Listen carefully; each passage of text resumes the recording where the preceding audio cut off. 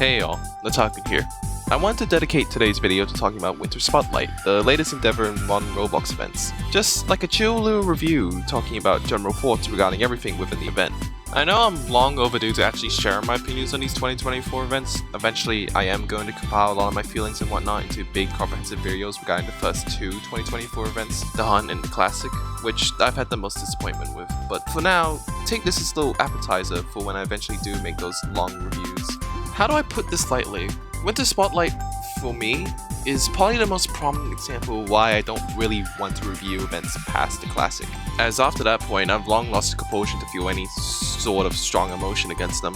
They do their job, an admittedly really poor job at that, but it's become so mind-numbingly repetitive to just complain about the same event flaws that it doesn't feel worth it if I just became someone who complained about everything every time a new event comes out. To explain what I mean, let's talk about Winter Spotlight. It's another one of those major developer events that incentivizes people to go around a bunch of games in order to claim prizes. Sounds familiar, right? Anywho, in this review, I plan on lightly touching upon the hub, as well as each of the games included, their objectives, and any other tidbits that this event holds. So, why don't we begin?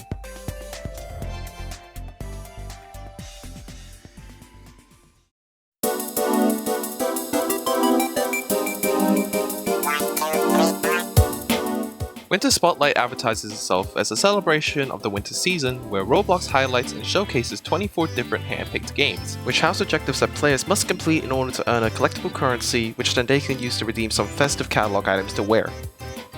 Man, I sounded so much like a robot there. Something I want to discuss in particular in this event is that the pre-release information and promo about it was rather minuscule compared to other events. The Hunt and the Classic had full promo campaigns going all across Roblox's social media platforms, and the games as well as the Hunt at the very least had stuff like event pages and constant teasers to at least gather some hype. Winter Spotlight on the other hand, just kinda had like maybe a tweet and a trailer, no event page or anything like that. Color me a skeptic or whatever, but this lack of any real promo material kind of made it so going to this event felt way more underwhelming than other events. Apparently, according to Roblox themselves, this is an event light, basically stating that this is a smaller event while stay prepared and draw all attention to the big major event happening in the first quarter of 2025. I don't buy this for a second. This event's size is comparable to pretty much every prior event before it, hell, even having the same formula and whatnot. It just doesn't make sense to me why you would cut all marketing for events simply because you want to draw all focus to the next event. Back to the premise, players were tasked to obtain the tokens, which kinda just look like eggs. There are two tokens, the regular blue one and the elite orange one. Usually the regular one is hidden behind a simpler task, whilst the elite one is hidden behind a more difficult task. And pretty much all the games besides two housed all two token types.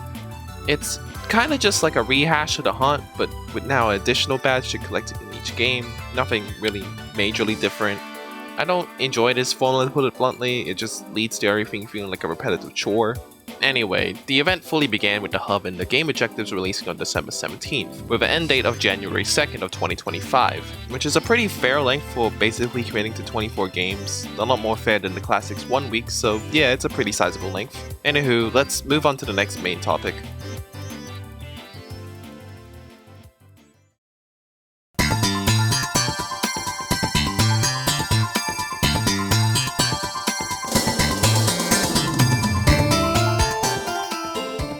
The hub, how do I put this lightly?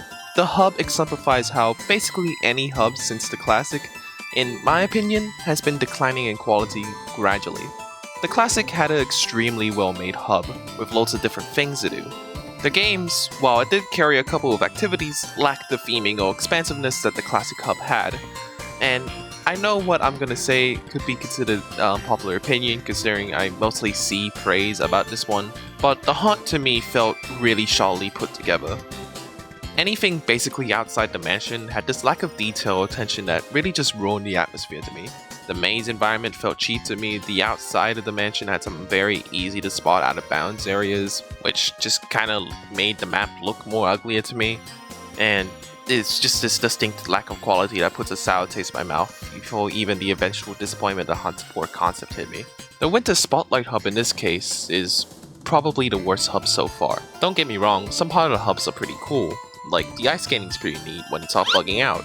And I do like how each game portal has a little decoration that is themed around the game, along with the giant floats referencing the 4 featured Winter Spotlight games of each day.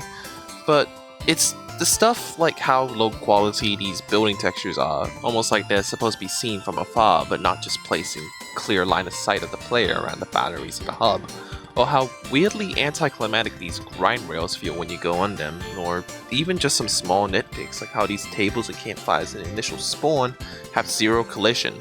All of these like tiny little issues just kinda amounts to it feeling like it could have been done so much better.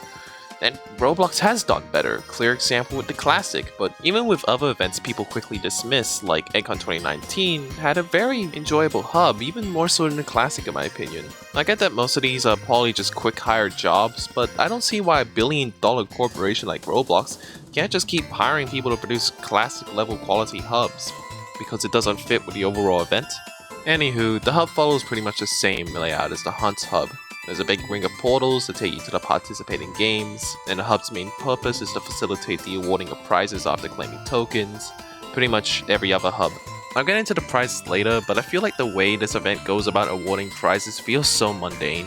It's a typical more prizes get rewarded the more you play, which is just whatever, but ever since this form has been introduced, it's just been getting more and more boring. I do, however, like how the elite tokens are only used to get 1 prize as compared to the regular tokens constantly being used up for each minor prize subsequently. Elite tokens are supposed to be the hard-to-earn currency in the event, so it makes sense that the currency itself will contribute to an entirely different progression chain compared to the regular tokens, which is something I entirely appreciate. So overall, the hub could have been done better, like way better. That's the case for pretty much every event in 2024, but whatever, at least the tokens are handled somewhat more efficiently this time around compared to tickets or shards, which only award in-game tools. Now, why don't we actually go take a look at the games?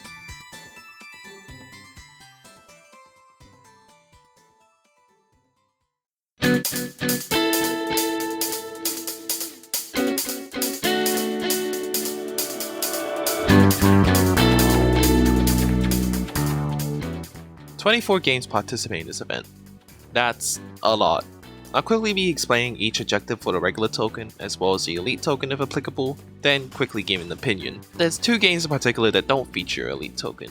I don't know why, probably by personal request of the game holders, but each to their own I guess.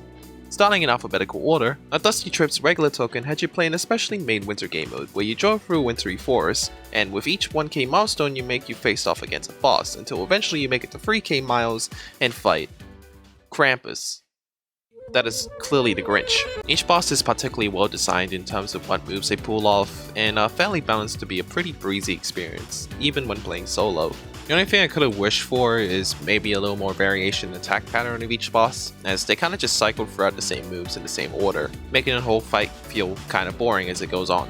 The elite token on the other hand is rather convoluted, having you complete certain steps to get car parts, then taking those parts to a secret garage in the forest at a certain distance to assemble a special car.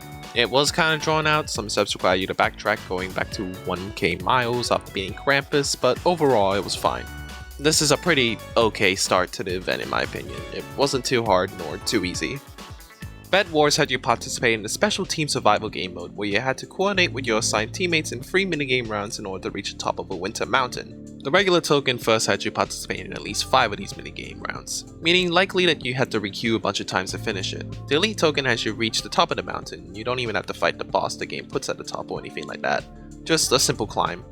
I have quite a gripe with this game mode. For one, it feels completely random if you're assigned with people who actually care to compete in minigames. Some people in your team could just be AFK and get killed at spawn by the storm, some people could just fall off straight away and spleef, etc, etc. Some minigames also just feel completely unbalanced in favor of the team with smaller numbers. From my experience, the minigame color block is always in favor of the team with lesser members, instead of just being a last team to survive sort of deal. Hell, it can even be the opposite. Games like the Snowball one completely rely on you having the bigger team to have the best chances of surviving. And some minigames like the fishing one are just completely luck-based. It's kind of a frustrating experience entirely. In fact, you can pretty much say that all minigames are luck-based because you completely rely on having teammates who actually care. I also beat the boss at the top of the mountain the first game I queued in, and I got pretty irked when I found out that it didn't count for the elite token because I didn't finish the regular token quest yet. So overall, it's a bleh objective I'm not too fond of. Bee Swarm Simulator had you participate in the traditional Beesmas event the game usually holds every Christmas season, with you having to complete some quests from the Bee Bear NPC to earn the regular token, then completing Beesmas preparation objectives from 2 different Bear NPCs for the Elite token. Depending on how much you already played of Bee Swarm Simulator, the Elite token specifically could be really easy or really hard to obtain. It was kinda in the middle for me considering I already have all the gear from the Top Mountain shop, and all I really had trouble with was just trying to adjust to the new items I had no idea how to obtain. I seriously don't know what stickers are supposed to be or what relevance they have in Bee Swarm, but it took me a fair bit to collect the free needed for Brown Bear's Beesmas quest. I've additionally also heard from friends who aren't avidly Bee Swarm players saying that this quest was so overly drawn out. I'm not too favorable in these types of objectives where most of it relies on how much experience you have in the game prior to the event, but this one doesn't seem too impossible for a new player to catch up on, unlike a certain other objective. Blade Ball is one of the games I skipped out on purely because I don't really want to play it. Yeah, I should probably preference that there are certain objectives that I just flat out skipped. Unlike the classic or the hunt, I don't really care for doing completionist runs anymore because honestly, what's the point? So for the games I did skip out on, I'll state so before getting to the objectives, opinions, and whatnot. I'll still be describing objectives and reviewing the game in full, considering that I've taken the time to actually watch the objective from tutorials and whatnot and get opinions from people who have participated in these games, which is a reliable source I can get behind. I wouldn't really be a reliable reviewer if I just flat out said something like game bad, so as such, I'll be going into each of these games with a neutral perspective. For the regular token, Blade Ball had you be on the winning team of a special occurring Santas vs Elves round, which from what I heard isn't such a bad objective. This seems like one of those old round-based developer event objectives, so I can see this objective being fine. For the Elite token, the player must place top 5 in a special 50-player Battle Royale mode 3 times. From what I heard, these Battle Royales are overly drawn out because of the sheer amount of people participating, and simply reaching top 5 is rather difficult considering that you're fighting against 49 other players. From what recordings and footage I've seen, the drawn out part is rather true. This sounds like a really annoying objective where you have to just requeue a bunch of times before finally getting to a game where all the other 49 players are just toddlers or something. Especially having to do this 3 separate times, I can understand where most of the negative comments regarding this particular objective comes from. Kinda glad that I actually skipped this one. Creatures of Scenario had you participating in small minigames around the map to get the regular token, a sleigh one where you deliver color corresponded presents to colored sleighs, and a snowball one where you hit targets with snowballs, after which the Elite token quest will unlock where you compete in another minigame again, then having to travel to 4 tablets around the map to unlock more quests which are all individually unique. This one was, while yes very overly drawn out, felt pretty breezy to do. Other than that time where I accidentally drowned my bird creature, I didn't have that much trouble with the event. I found the game's controls rather smooth too, and while I did get annoyed from how tedious most of the tasks were, the game was mostly fine. Dragon Adventures had you participate in the winter event to get both tokens, with the regular token being earned by playing 4 winter minigames. I like the Pizzatron one the most. And then for the Elite token, having to unlock a door with 4 keys scattered around the map, including one where you have to fish. Overall, it's a rather subpar objective, nothing too impressive showcased here.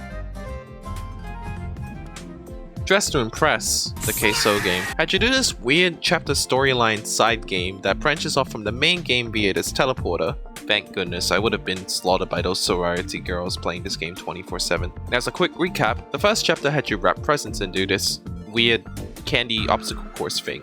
Chapter 2 had you ride on reindeer to get to this cave. During a riding minigame, you can find a regular token floating around where you can collect it. And the third chapter had you fight an oddly in-shaped Santa Claus. Isn't St. Nicholas over here supposed to be a chubby old fellow instead of hot Colonel Sanders? Anyways, in the second phase of the fight, you can find the Elite token just chilling on the outer bounds of this arena.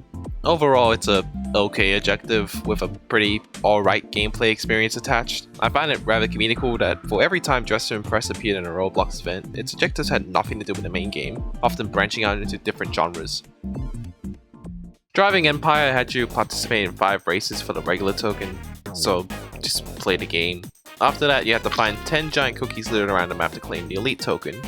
I'm not particularly a fan of these objectives, just kind of feels like a way to pad out gameplay to generate some sweet premium revenue. But hey, at least it ain't the classic where you actually had to wait to get tokens. Never let this game participate in another event, please. The cookies one just felt like padding out gameplay as well. Just keep this game out of events, man. Emergency Response Liberty County had you collect presents for Santa for both tokens, an initial 5 for the regular token and 24 for the elite token. I found the most enjoyable method for me is just to go around the city fixing light poles or clearing road debris, crashing into role players and then getting stopped in the middle of an intersection because though Jimmy wanted to write me up for parking on the wrong side of the road. Yeah, roleplay games are peak comedy when you know how to rile people up, but for the objective itself, again, it just feels like the tokens are tacked on to more so pad out gameplay to get payouts. Getting 24 gifts takes upwards of like 20 minutes in the most efficient time use, so not particularly a great task. Elemental Dungeons is another game I have not played. It looks to be a pretty normal dungeon crawler game, one of the likes of games like Dungeon Quest. To get the regular token, you have to play and complete the Santa Village mission, which, from what I've seen, it's a pretty tedious experience to do alone. After doing so, the elite token quest unlocks where you have to traverse the Santa's humble abode. Excuse me, what the actual Santa would then give you quests that ask to find certain presents around the map, and then beat the boss of the previously mentioned tedious Santa Village mission 4 times. After doing so, you'll be awarded the elite token. From what I heard, one of the more tedious and mind-numbing elite tokens to obtain. Grindy dungeon crawler games aren't really my cup of tea, so I'll let you fellas decide if these opinions are fair or not. Emergency Hamburg is another one of those roleplay games. For this one, the regular token is first earned by doing some delivery quests via a truck where you pick up some stuff from one station and deliver it to the main town's Christmas tree. I think I've seen this one somewhere before. Then for the elite token, the game has you enroll in the police department and arrest a couple of present snatchers. The game gives you an indicator on where these present snatchers lie, although it didn't have to be this big. After doing so, you then return the presents back to the tree by talking to this NPC. And then you get awarded the elite token. I feel as if a lot of aspects like the thief finding could have been greatly improved upon, but whatever gets the job done I guess, this is just mainly padding anyways. Fish had you do a quest for Santa to get the regular token, involving buying a pretty gaudy candy cane fishing line, as well as just playing the game. Nothing majorly wrong with that if the gameplay is like dramatically improved upon or substantially good, but this is just kinda boring. Fish isn't really my cup of tea if you can tell. Like, don't get me wrong, I like fishing in video games, just not when it's all the game has to offer, you know? For elite token, you have to talk to the schizophrenic elf guy who tells you to, catch even more fish, and do this Among Us crewmate tasks, and then afterward, deliver some gifts to the elves scattered around the whole game with these different islands. Luckily, you're given a sleigh boat to get around easier, except for that one island that has bombs and vertexes littered around it to completely shut down your sleigh for some cruel reason. Oh no, it's a whatever objective. I like the ones where you didn't fish more than the ones where you did fish. I'm sure if I was into virtual fishing as a standalone game more, I would probably enjoy this game more so. Like, come on, this would be a pretty cool side addition to a much more expensive game. Not just like it being the whole game itself, you know. Greenville is one of those games that didn't have an elite token, only having you beat the second chapter of its storyline chapter thing for the regular token. Man, if I had a nickel for every time a Winter Spotlight game had a chapter-based storyline be associated with its objective, I'd have 2 nickels. Which isn't a lot, but it's still strange that it happened twice. Anywho, Chapter 1 had you find a bunch of crystals in a pretty normal suburban town. Like, there's no snow anywhere in a supposed Christmas quest, which is apparently because the winter has been stolen somehow. After getting a map from finding the 8 crystals, you then get TP to Chapter 2, which is, wow, a big contrast to Chapter 1. We amidst a blizzard. In this chapter, you go to 2 log cabins and just kind of assault 2 insane people with snowballs. After doing so, you then get awarded the token. It's a pretty subpar objective, another one that just kinda does the job. Kinda wish the 2 dudes had at least somewhat different attack patterns instead of just, oh, watch out for that red spot, I'm gonna throw a snowball there while standing still and getting pelted myself, It's overall really mediocre task.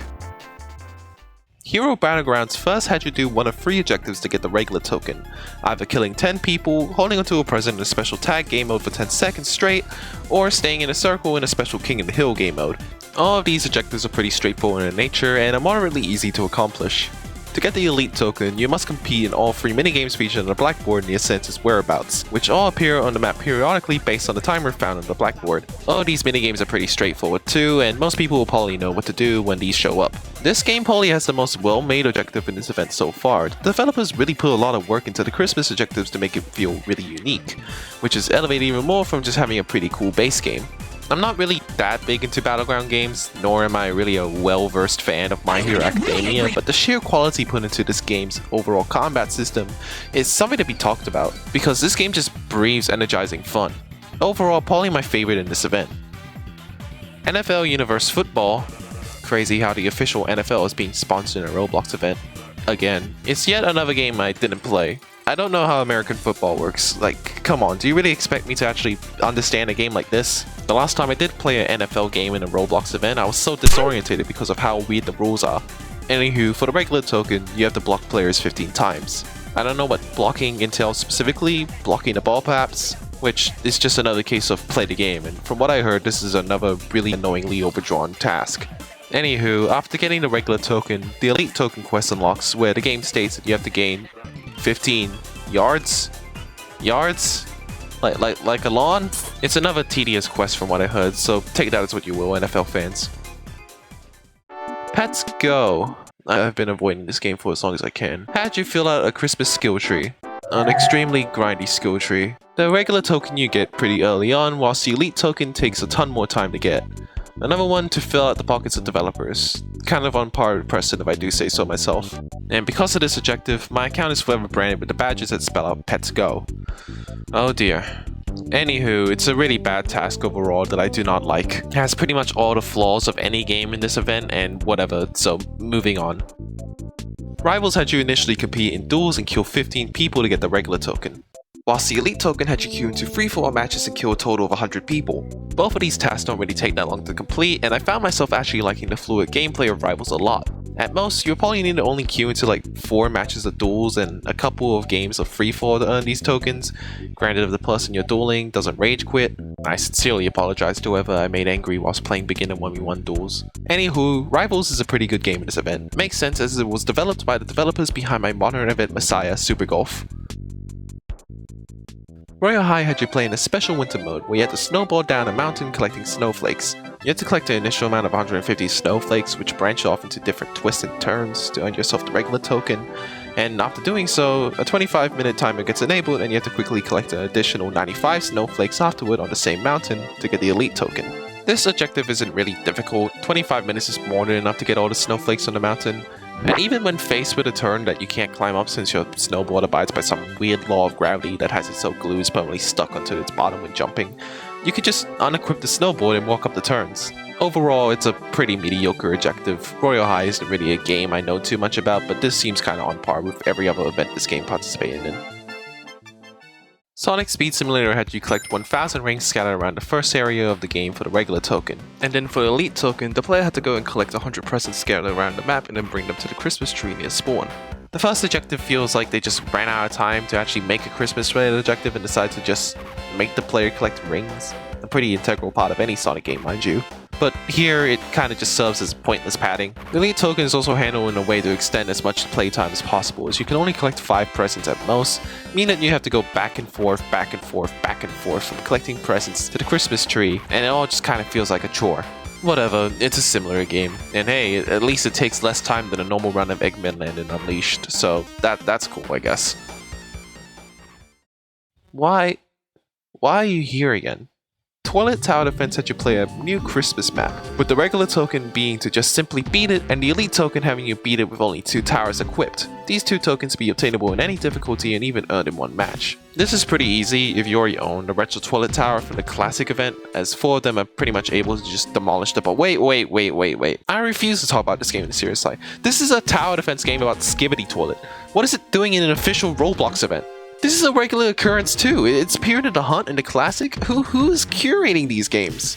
Would you be surprised if I say that this is somehow the better tower defense objective in this event? I'm getting ahead of myself. Overall, this objective is fine. Nothing too offensive besides the whole Skibbity Toilet thing. This is probably the most disappointing objective in this event. Tower Defense Simulator had you compete in its Christmas Frost Invasion event to get the tokens, with the regular token obtainable by beating the game regularly in easy mode. Playing a game in its normal state, not a good start. Well, surely the elite token's gonna have something insane, right? Come on, it's the same developers that gave us that really amazing The Hunt objective and that pretty underwhelming classic objective. Well, it's insane, alright. You have to queue into the hard mode of the Frost Invasion event for the first step, which, mind you, should not be something any person who is inexperienced with the game should be doing. The hard mode is flat out impossible without access to late game towers. But that's not even the worst part, as the second step involves all players, who have to own the regular token, which is surprisingly rare in random queue, to find 8 shards laid around the map and then type Operation Ice into this walkie-talkie thing to initiate the elite token, which then causes the already high HP boss to go into impossible territories of health. What the hell? No one is beating 2.25 million HP, that is impossible! My team had to use a bug that caused the health to go dramatically down to 1.5 million HP just to even get close to beating it.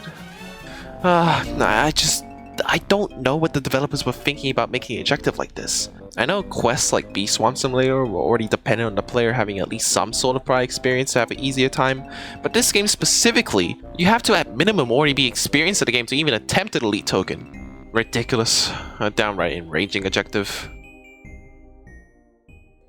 War Tycoon had you going around collecting gifts scattered around the map to get both tokens, with you needing to collect 10 to get the regular token and then 25 to get the elite token. This can be really annoying if you're in a server with people who are extremely hostile, emulating what it feels like to be in Chicago by shooting you any chance or moment they spot you goofing out around in the city. Also, correct me if I'm wrong, but isn't this just pretty much the same objective from the Haunt, but now there's a bunch of presents scattered around instead of blue crates? It's rehashing, it's lame, but it ultimately serves its purpose as a simple Christmas objective, so whatever.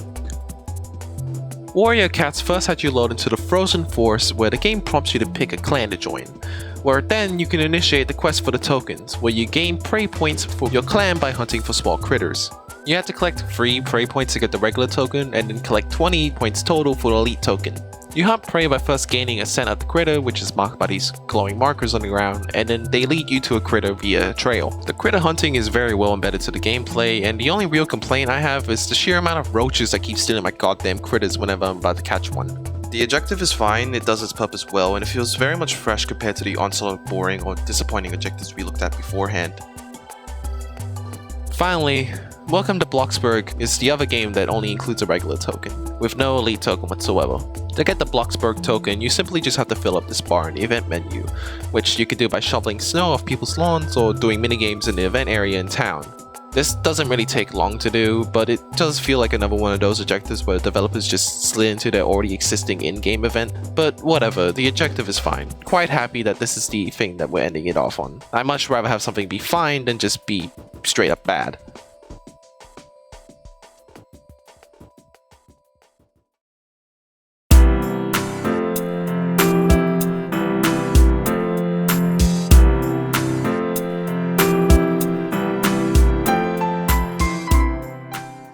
After going through all 24 games, we can now go back to the hub to redeem our tokens that we've collected. Well, the ones that we didn't skip out on at least. Before anything, the hub will initially give you free prizes to start out your journey. The Winter Skies beanie. It looks nice, I like the little star especially, as well as the night sky pattern on the beanie itself. Afterward, you can redeem the next gift for 2 regular tokens, rewarding the firework back accessory. It looks okay, a part of me wish Roblox would just make this a gear, but that's basically something that's never gonna happen ever again.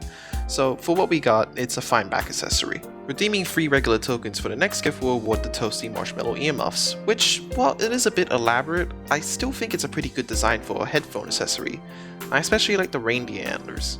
Using 4 regular tokens to redeem the next gift afterward will award the Frozen Seeker's hunting hat. This looks like a winter and less gothic version of the Void Vampire's hat, which was a pretty alright hat from the Haunt, all things considered.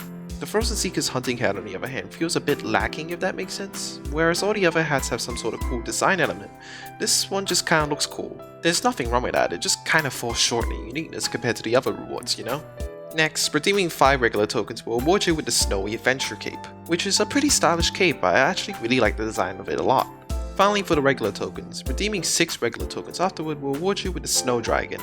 I don't really like this accessory a lot. It's not really my thing to have wacky animals hanging on the back of my avatar, but I'm sure a lot of people will like this.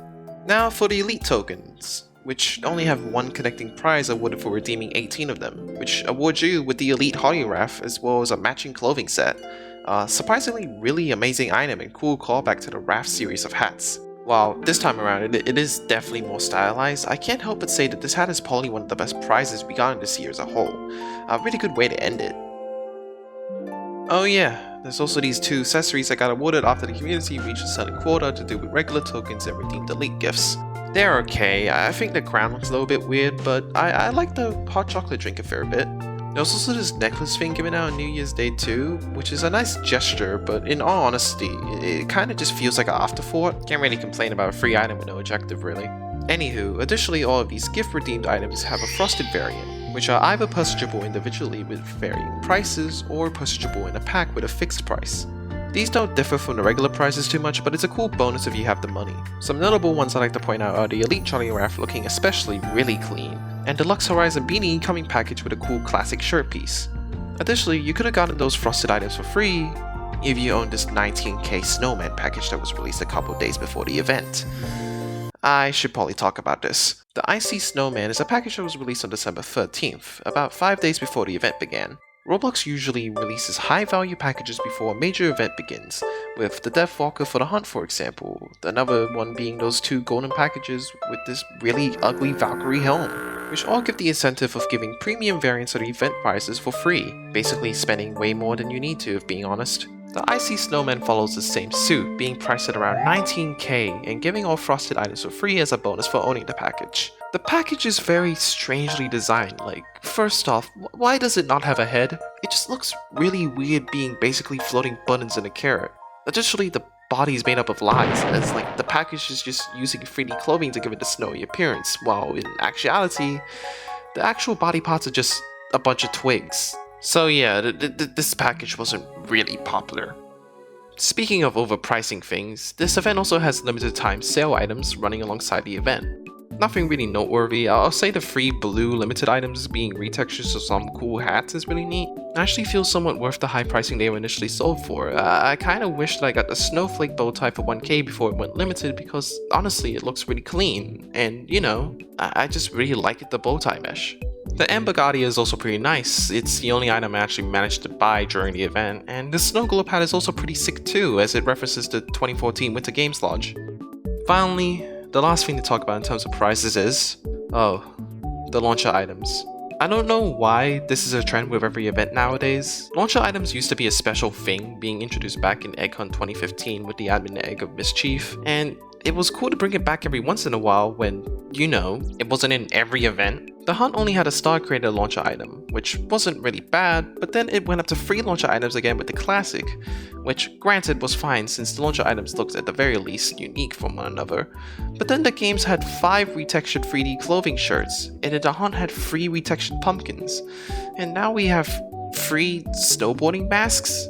At the very least, the snowboarding masks have included clothing sets which correspond to the color, but still I wish Roblox would dial it back a bit with these launcher items. I hate always having to queue up to a 300 player waiting list whenever I want a guaranteed chance to get an item I'm not wearing outside of novelty, but whatever feeds that tiny sense of community you guys have remaining, I guess.